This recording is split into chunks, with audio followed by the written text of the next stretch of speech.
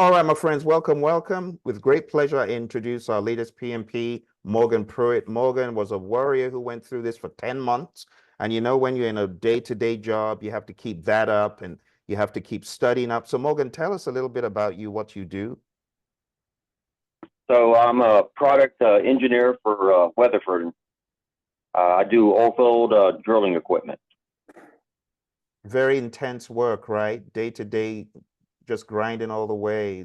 No free time to like loaf around, right? No. There's usually several late nights, early mornings, and stuff on the weekends that require my attention and stuff.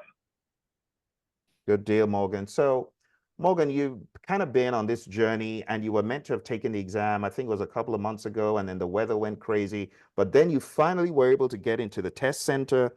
And the very first question you got was a hardball question. You overcame that, and then you started kind of going through it at a quite a quicker speed. Can you tell us how those questions appeared to you? Were they easy to understand at the snap of a finger, or did they need a whole lot of thinking? Uh, I won't say they were easy to understand at the snap of a finger, but they were. It was just at a certain point I got gut feeling on it. It's like I'd read it real quick, the question real quick, and then I'd read an answer. It's like, oh, that's not it.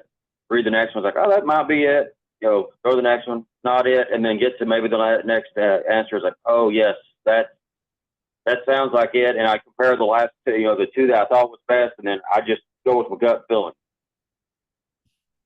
So were you So I were won't you say super hard, but it always kept you on your toes where you never would establish 100% confidence. okay? So were you getting questions that were more along the line of agile and hybrids than predictive, or was it a toss-up? What would you say? I would say agile and hybrid probably 75% of the test. Gotcha. Okay. So we have a question from Karen. Were there any equation questions? Mm, there's probably one maybe that was an equation in question, and it's like I don't even think I even had to really do any equation work on it because they basically gave you the value even. So all you had to do, I think it was like a CPI SV question, and all you had to do is look at it as like, is this good? Is this bad? What does this actually mean type question. So I would say you don't even have to really know the math on it. You just need to know what, your CVs, your variances are, or your CPIs and stuff. Is like, what does one mean? Above, below, or one? Is it good, bad? And how to interpret that. Thank you.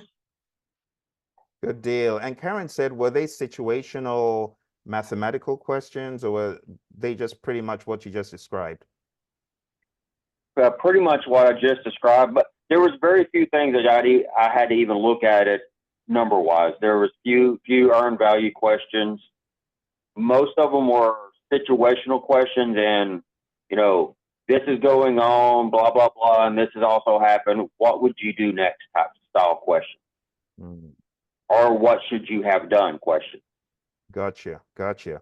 And just to reiterate, before you dropped off, Morgan, the first time, you did mention that the questions seemed not as long and as challenging as our mock exams. Is that right? No, they seemed a little less intensive, I would say. I think that's one of the reasons why I was so fast at going through the test is because I'd been doing all those mock questions and also reviewing them on YouTube and stuff. And I got used to the long length and having to read quickly and decipher the information so quickly that when I got to these shorter questions, it was like, oh, hey, instead of being, maybe 10, 15 seconds to spare, I was actually sparing, 20 seconds. Mm, gotcha, gotcha. Okay. Well, Charlene and Mark and everyone else, they say congrats. And Dawn says, can you advise the best audio to listen to while driving? Were you listening to my podcast when you were driving, Morgan? So I did your podcast for a while when I first started, and they were helpful. And then eventually, I switched to the YouTube because I managed. I had a little more control with the YouTube channels on my phone. than the podcast, because I'd run the podcast, and the next thing I know, it was often something I'd already covered, and it's like Houston traffic. I wasn't able to really get back into the phone and like, all right, I want to skip this one, or but I could get it on, like, say, the definitions, and just let it run, and then my controls on my radio would allow me to fast forward or skip. I knew a lot of times I'd put it on shuffle. That way, it would give me a variety of stuff what I needed. Gotcha. Very good. And Karen said, how long did it take for you to tackle each question? Oh, I don't know. I'd say on average, I mean, still, I haven't added the math up. It's like with 77 minutes left, it's like how many questions I did, what it averaged out, to be honest. That's true. So we can calculate that. So 230 minus 77 means you did the exam in 153 minutes, which is less than a minute for each question. Did you take your breaks? Yes. I took all of my breaks. Matter of fact, I actually had on the first 10-minute break, when I came back in, we had trouble actually getting the computer and stuff to log back in. So I lost 3 or 4 minutes, which, they told me it's like they would give it back if it was necessary, Crazy. So I just did the calculation, Morgan. You did 51 seconds per question. So you were at warp speed. So you got done with the first 60, maybe an hour? Yeah, probably about an hour. Okay. I honestly, I probably slowed down on the last, I'd say I started getting that brain fog where, you've just studied, and it's like, it's probably about question 150. And I just had gotten to a point where it's like, yeah, I could feel I was getting tired, but actually once I got to 50 and looked up, I'm like, oh, wait a minute, I'm at 50. So every time I answered one, I got a little bit like, oh yeah, one more down. I'm almost finished, It kind of gave me a little bit to keep going, but at 150, I was pretty well burnt. Okay. It's like, so I would suggest, honestly, I would put, I think the Saturday and Sunday sessions helped on the long sessions where I do 3-4 hours at a time, because I think it kind of helped mentally train my brain to, instead of burning out in 30 minutes or an hour of just continuous questions, that I'd managed to stretch it over the time to get farther down the road before I hit the burnout point. That makes sense. So and I'd also suggest, when you take your break, make sure you take you some Gatorade, get you something with some sugar in it, electrolytes, something like a trail mix is what I used also. And when I go out, take a 10-minute break, and I'd sit there and walk back and forth and just kind of eat while I was taking my 10-minute break, and go to the restroom, and then I walk back in, and it's like, but I'd also pop like a TikTok attack in my mouth at the last minute. Just to give me a little bit more energy boost, and live off the sugar as much as possible. Good strategy. Yeah, and a lot of folks don't realize how much they need that. I totally roger that. So Dawn says, what is the best information we need to memorize? What would you say about that, Morgan? Memorize? So that's a wide topic. Like I say, all I can refer back to is, like, I'd go back to knowing the definition, and because that helped me, I think, identify the questions and answers the quickest, because I could read real quick, like, well, this doesn't make sense, or they're looking for this. If I didn't know the definitions as well as I did, I think I would have had to read a lot slower and start going back and forth more. But Phil's gonna give you enough Agile. So I read the Agile Practice Guide and the Agile Uncut, and also did all the Immersion books. I did nothing in the PMBOK 6 and PMBOK 7 except use those as reference books for when I was answering questions. If I missed a question, I'd go and read, and read over what that question was actually the answer to it, and understand it like that. Say that last part again. What did he say? So Morgan said he read the Agile Practice Guide and the Agile Principle Raw and Uncut by Roy and I. And he also read the red book, the PMP exam Immersion, the big red book. Other than that, he used PMBOK 6 and 7 as reference tools for questions. Okay. You got Okay. a question from Mark here. Mark says, were there questions where you needed to match the answers or drag and drop kind of thing? So I had 3 or 4 drag and drops of, basically they had 4 matchings. And believe it or not, they were actually sometimes a little bit, one of the matches are a little bit tricky sometimes just because they almost went into a scenario question of matching. So those were some of the ones that took me a little while longer to answer because all of a sudden you had scenarios mixed in with the mix and match on it. Mm. That is good to know. Great question there. We got a question from Erica. Congrats again, Morgan. When reading the long questions, what was your strategy to cut the fluff and get to the root of the question to save time? So as far as cutting the fluff, I actually usually try to, I would read it through quickly and I would probably focus on the last bit of the question, like where it actually asks the question itself. And then when it asks the question, would go back and look at it like, oh, wait a minute, this does pertain to it. Or this was just auxiliary information that's not useful. And then when I go through and look at the answers, I'd hone in on like but I basically used when I was reading through it quickly, one of the first things I do is look for keywords that would let me know was I agile, hybrid, or predictive. And I'll be honest, I would say if, agile and hybrid go hand in hand when you're taking the test. Like if you know agile, you pretty much know your hybrid. It's going to be a similar answer.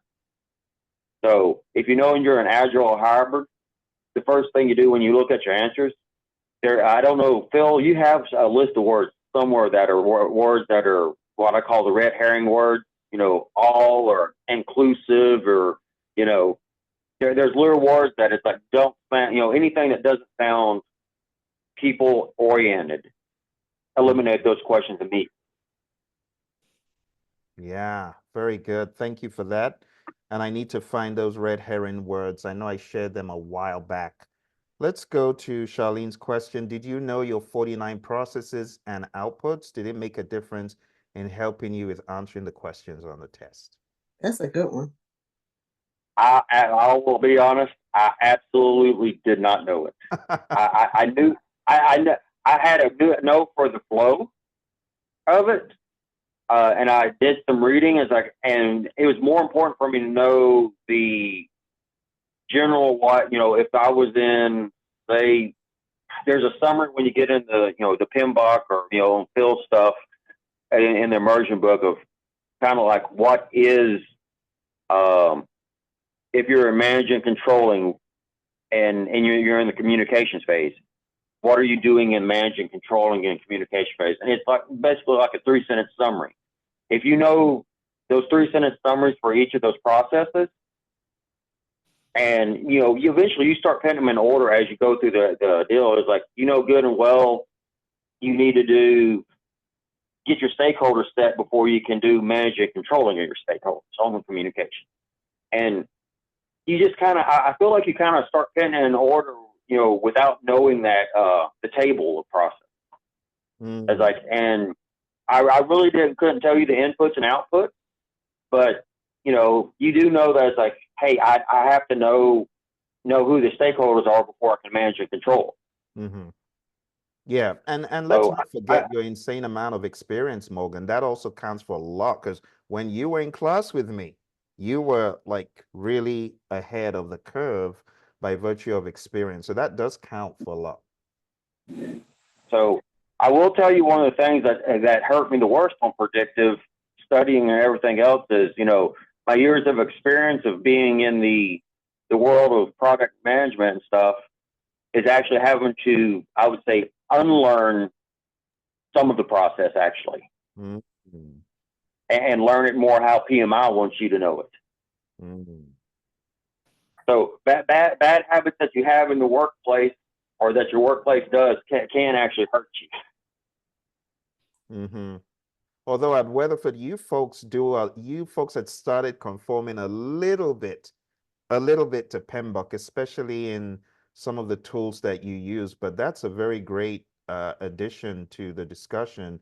You have to unlearn the bad habits and bad behaviors to be able to get with the PMI. So at what point did the moment of truth come where you were now getting the initiating, planning, executing, monitoring, and controlling and closing flow? Did that happen in class last year, or did that happen as you continued unraveling the puzzle? I would say it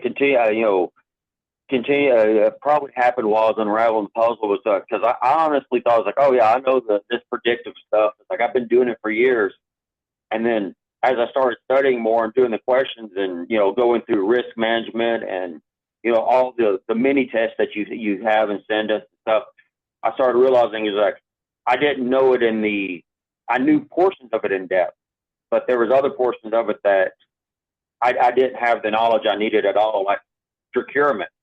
I Mm. was blind on procurement. So probably like with everybody else, it's like there's probably going to be portions of it that the predictive phase front to back. It's just natural. If Mm. that's the case, always study what you know really well a little bit, and then concentrate your studying on the stuff that you really don't know. So keep Gotcha. it fresh, but then focus more of your time on the stuff that you need help on. Good stuff. Okay, we got a question from Erica. Which of our current study tools, the mocks, the quizzes, any spreadsheets? Because I know you had this big old sheet from Gabriel as well. Would you suggest we focus on in addition to situational YouTube videos? So I would suggest focusing on the mock test, and then also the little mini quizzes and stuff they'll give you. They're excellent. And then what I suggest is like if you're at work or you can have like Gabriel's spreadsheet that we talk about. Like I would actually try to keep it on my computer, Mm. and that way if it's always on my computer, I could always bring it up and just read it. And it's like every so often I try to take a break or at lunch. It's like, and I would try to get through it. I'd end up probably not getting through it in the week. But I try to read over it once every week or two, just make it all the way through it. And that was a failure on my part. I wish I had read through it every day, and I think I should have. I think that would have helped greatly because I actually, like I said, the last 2 weeks, all I did was scenario questions, watching YouTube videos on scenario questions, going over scenario questions, and then Sunday morning I got up and of course, I couldn't stand not studying Sunday morning, even though I said I wasn't going to, but I still had my cutoff time. Like at noon, I wasn't going to study anymore. And so what I did is I got up and I used Gabriel's spreadsheet, and I just started going through the spreadsheet and I read over it just so that everything was kind of fresh. One more time going through it to make sure it was fresh. Great stuff. Hey, Ed, if you get a second, please drop that thing in the chat that we talked about Gabriel's spreadsheet, because I know Yuri and Kevin and Mark, maybe even Dawn haven't seen that thing. So that might help them. And it's all Praizion, so don't share it outside of Praizion. But that's, a lot of the content is from the courses that we did in person and virtual. So Gabriel got certified some months back. All right, great stuff. So, Morgan, we have a question here. Which books should we focus on? I think you tackled this before, but can you clarify for Dawn? Can you repeat, please? Which books should we focus on? Dawn is asking. Okay, all right. That's pretty simple. Agile Raw and Uncut, Agile Practice Guide, and then the Immersion book. And then just use the PMBOK 6 and PMBOK 7 as references for when you're going through your questions. If you come up and stuck on a question or something, use them to reference. Like Maslow's theory or McGregor's theories or any of those.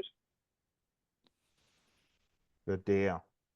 So, I mean, everyone knows the Immersion book because you folks have the e-copy and you also have the Immersion workbook.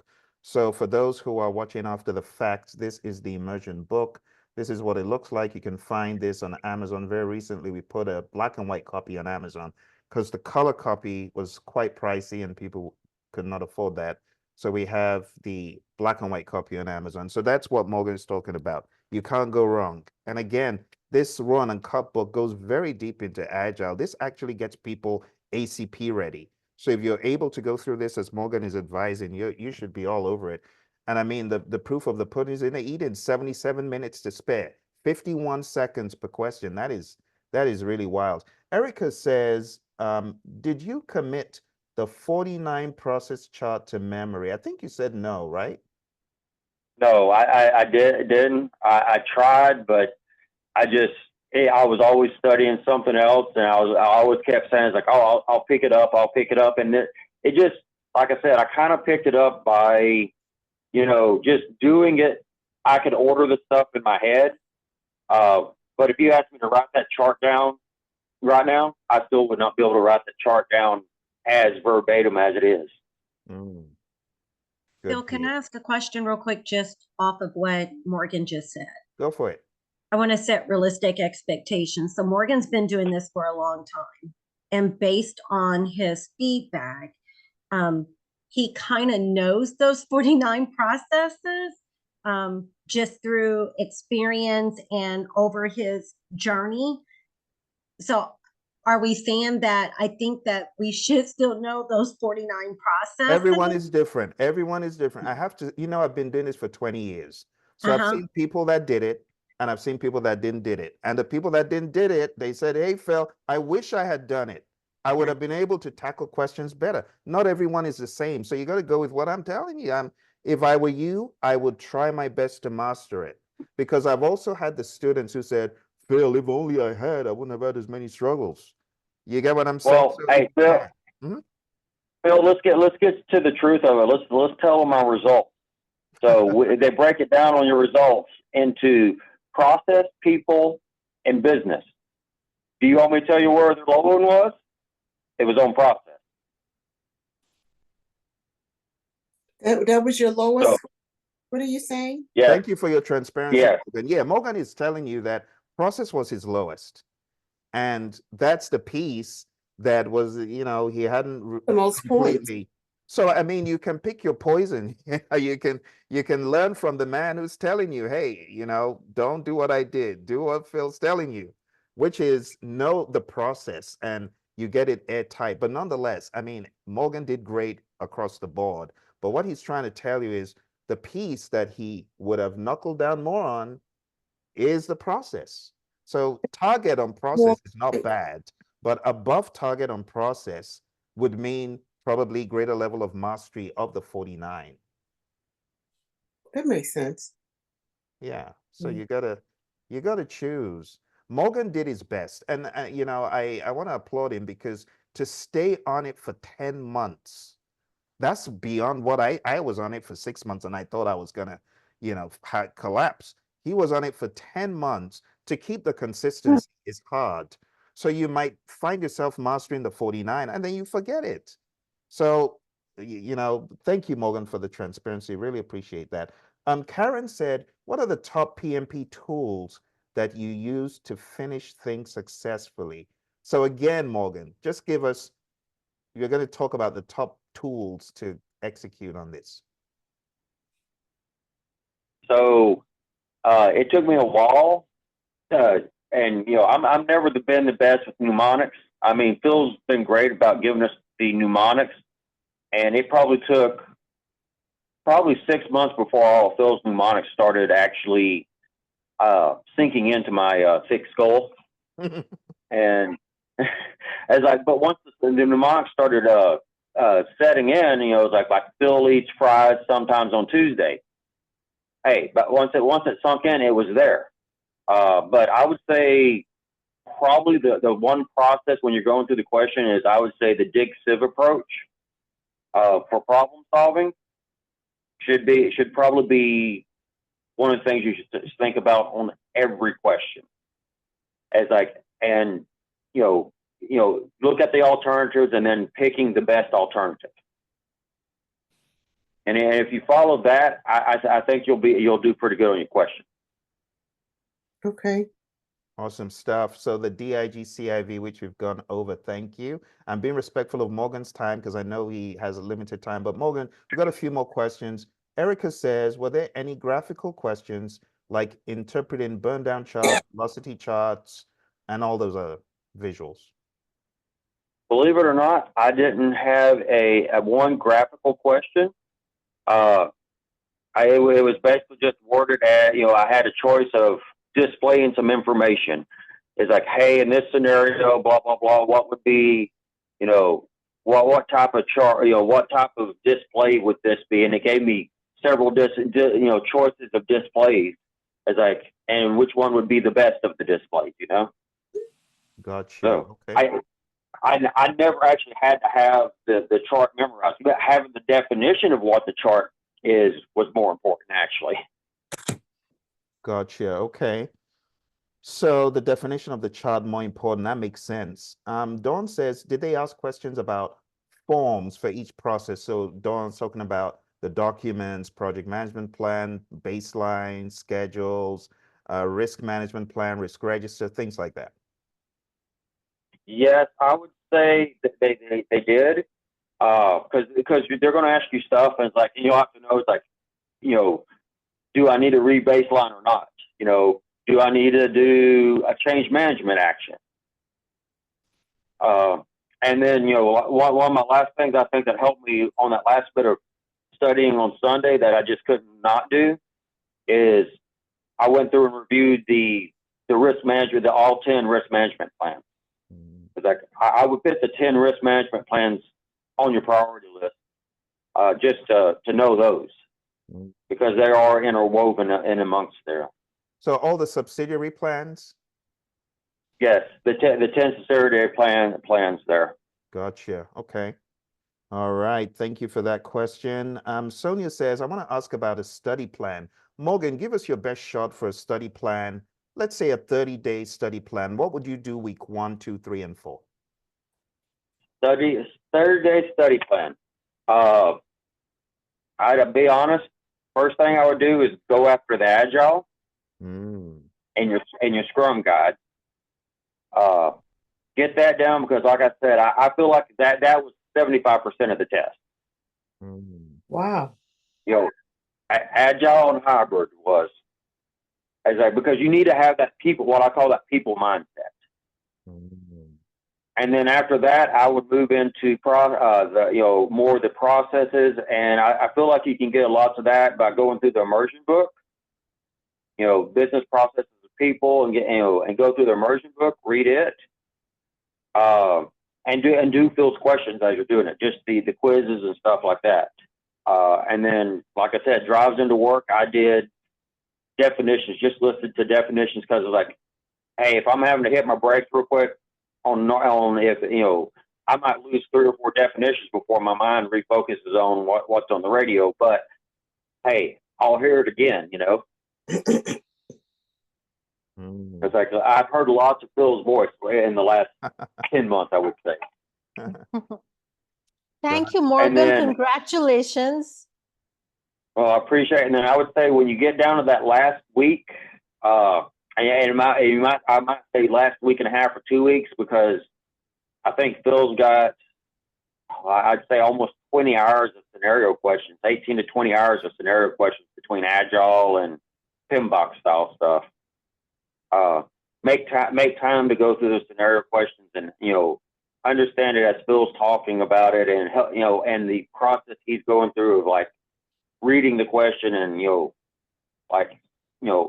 identifying those keywords in the when you're reading the question, the scenario, and then when you're going through the answers, what are those quick ways to eliminate stuff? Why would be this or that? So that by the time you get to the test, now that last bit you focused on, how to think through the scenario questions. Because I think thinking through the scenario questions is, getting in tune with that dictative approach is very important. Okay. That's really good. So I'm putting those links. Thank you for that reminder, Morgan. I'll put a link to the definitions, and I'm putting a link to the 250 question, 12-hour video I'll put that in the chat in a little bit. So good stuff. 12-hour video? No, so it's a video that I have on YouTube, and it's Okay, the two. altogether 12 hours. Yeah, 12 hours on the 250 questions, you know, different. All right. So so Ed, please do me a favor if you can. Just drop the sheet in there. Yeah, Phil, I dropped it in there Oh, earlier. nice.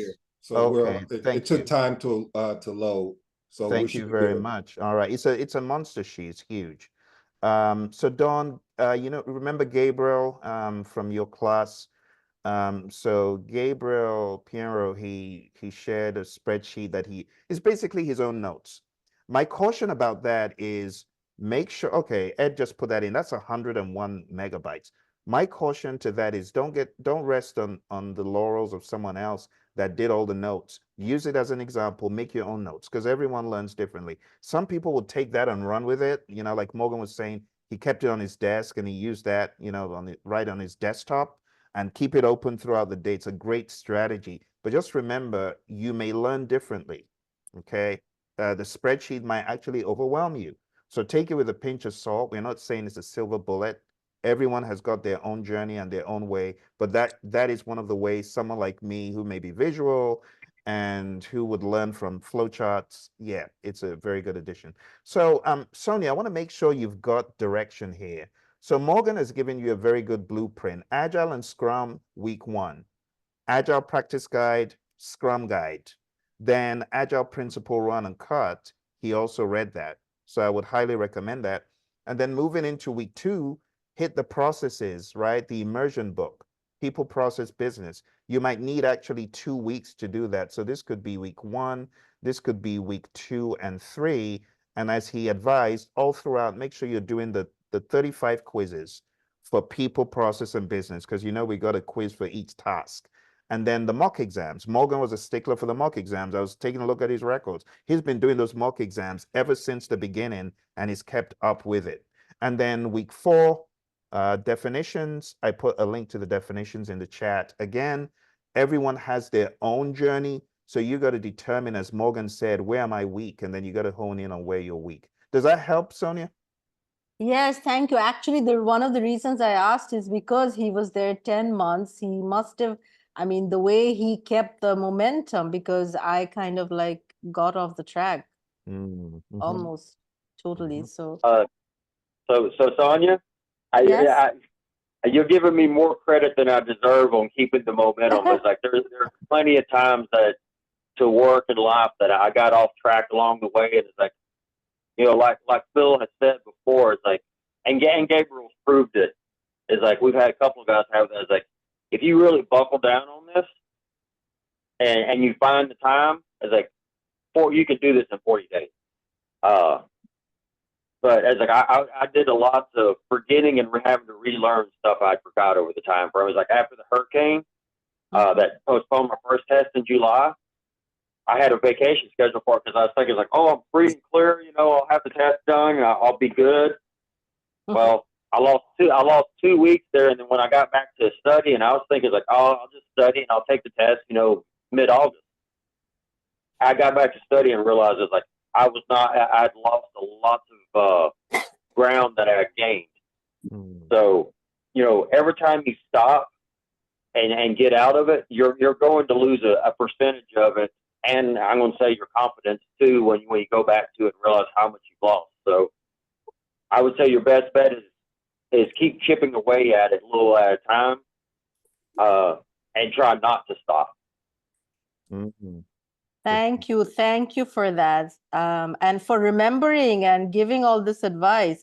And your time, very good. You did so fast. I had trouble with that. So I am taking away one advice from you, said to quickly just read the question. So I will try to just read it, whether I understand or not, just to go through it once.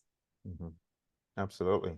And what I'm going to do, go on, Morgan. So Sonia, I would suggest, you know, before you go into quickly trying to read the question, turn on Phil's scenario question on the YouTube video Mhm. and just stay with that for about an hour, and I think you'll find out that as he's going through those questions, you know, you'll be able to after an hour, I think you'll be able to start reading them quicker without even realizing how quick you're going through them. And the other thing I did when I was going through the scenario questions, first I started out at a level 1, and this was thanks to Ed here 2 or 3 weeks ago, actually.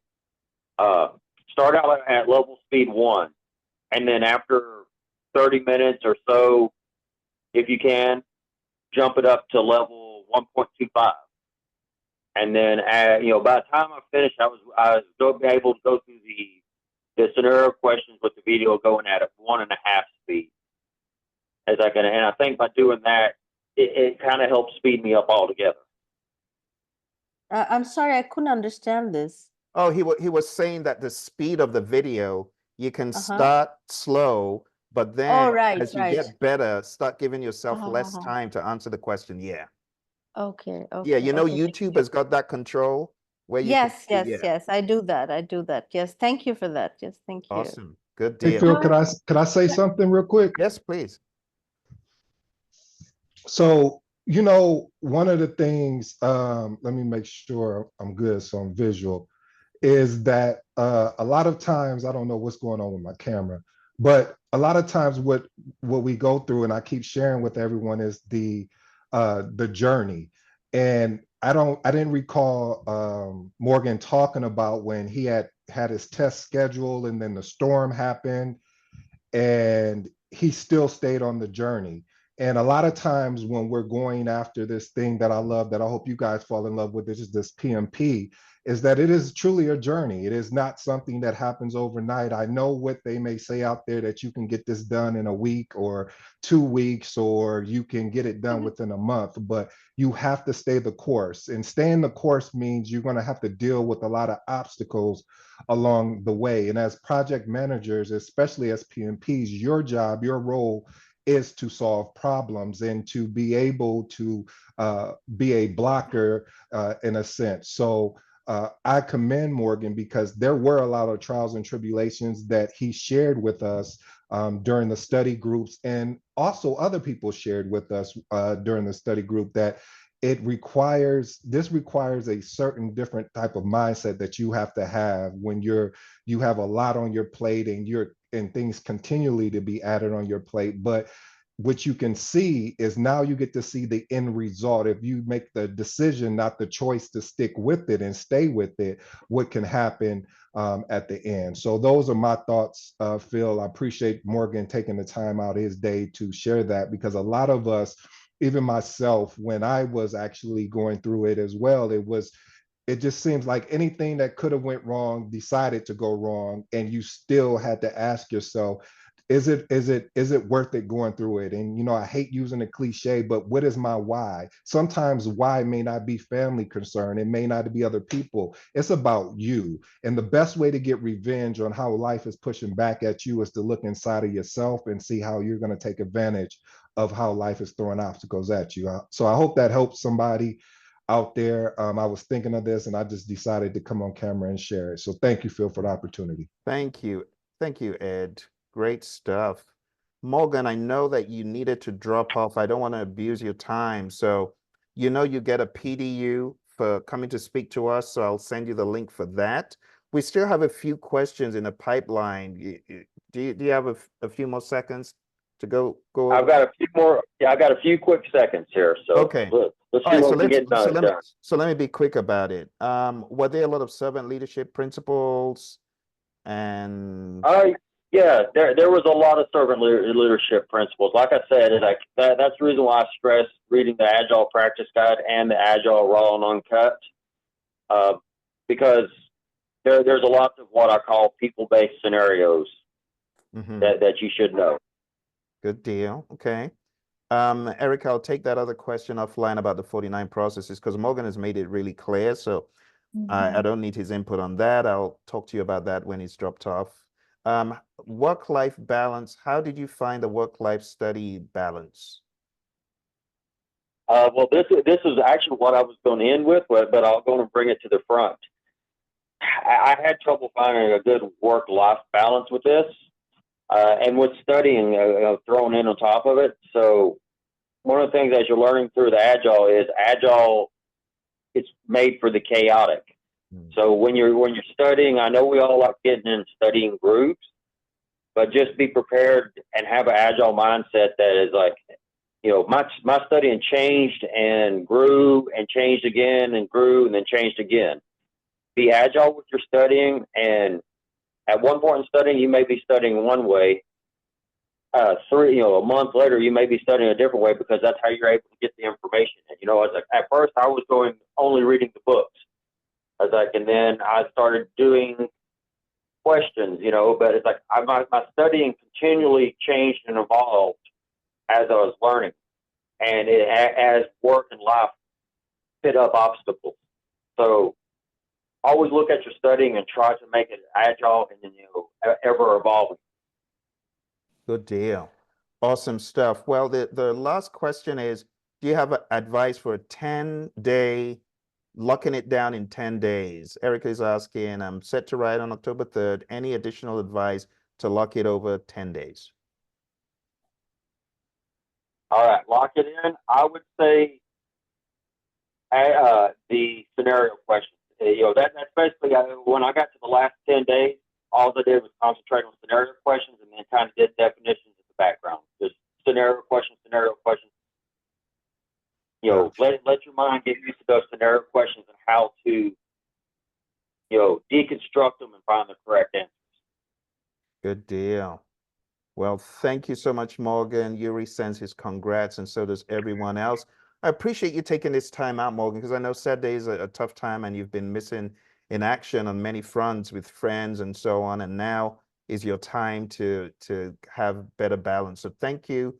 I'll send you the link for the PDU, and we'll definitely see when I come over to Houston in a few weeks. Thank you. All right. Thank you very much. Y'all have a good day. Cheers, you too. Thanks so much, Morgan. Congrats again. Thank you.